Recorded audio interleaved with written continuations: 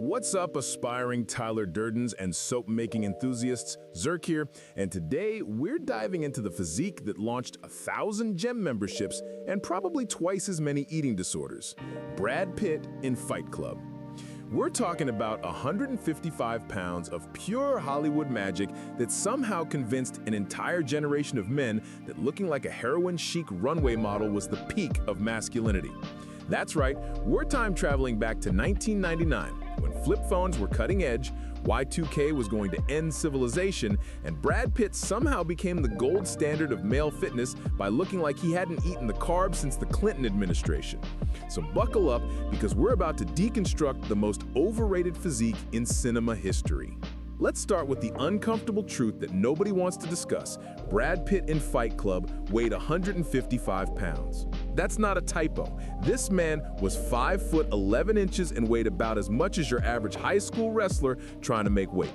But somehow, this became the physique every guy wanted to achieve because it looked attainable. Here's the problem with that logic. It was attainable, but not in the way you think. You know what's really attainable about this physique? The eating disorder it required to maintain it. We're talking about a grown man who probably had to count almonds to stay under his daily calorie limit. This wasn't peak masculinity, this was peak starvation with good lighting. But here's why it worked psychologically. After decades of Stallone and Schwarzenegger looking like walking pharmaceutical experiments, suddenly here was a leading man who looked like maybe, just maybe, you could achieve this look without injecting yourself with cow hormones twice a week. The reality is that most of you basement dwellers probably outweighed Fight Club Brad Pitt, except your extra weight was in the form of Cheetos residue, not muscle tissue. The man had decent shoulder development for someone who probably got winded walking upstairs, but let's not pretend this was some pinnacle of human development. Now let's talk about his legendary training program, and I use the term legendary about as loosely as his pants probably fit at 155 pounds. According to the workout that's been floating around for 25 years, and the fact that nobody has disputed it probably says something about how forgettable it was, Brad followed a basic bro split that would make a Planet Fitness regular feel overqualified. Monday was chest day, because of course it was. Tuesday was back, Wednesday shoulders, Thursday arms, and then cardio on Friday and Saturday.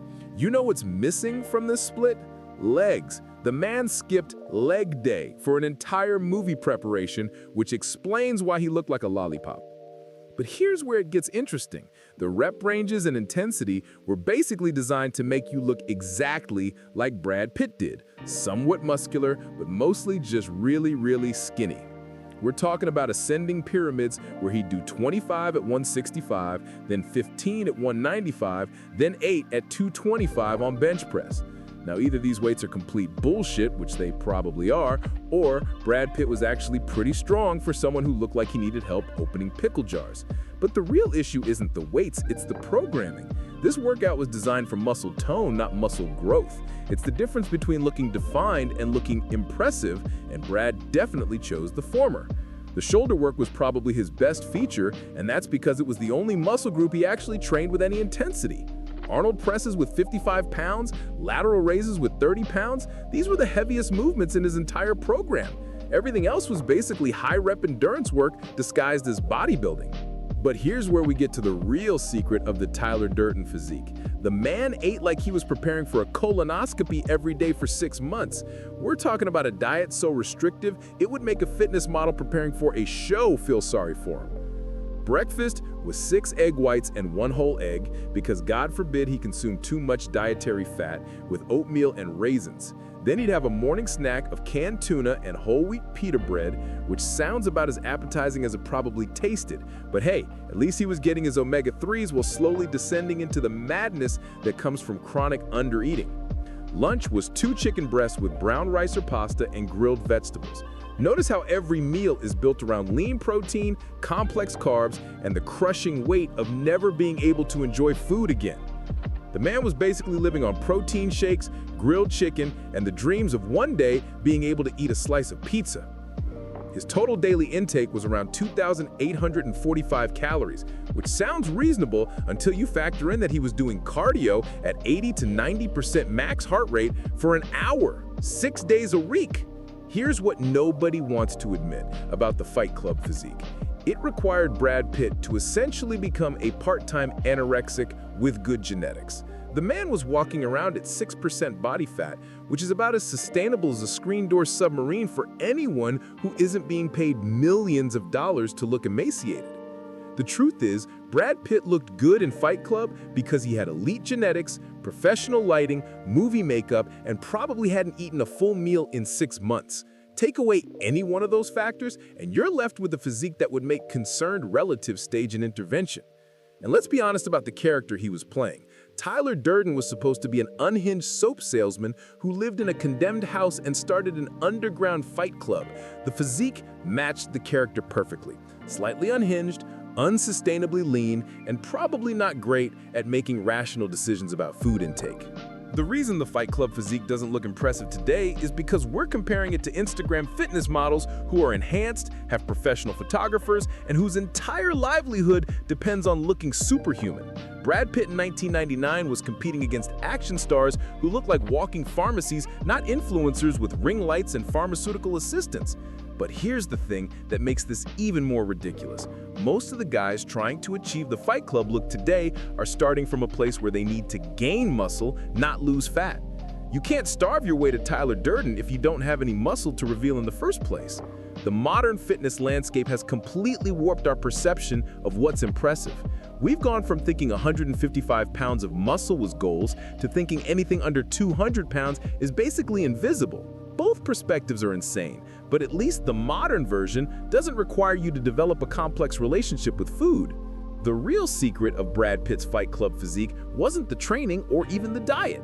It was the complete package. The character confidence, the lighting, the cinematography, and the fact that he was playing someone who was supposed to look slightly unhinged and nutritionally deficient.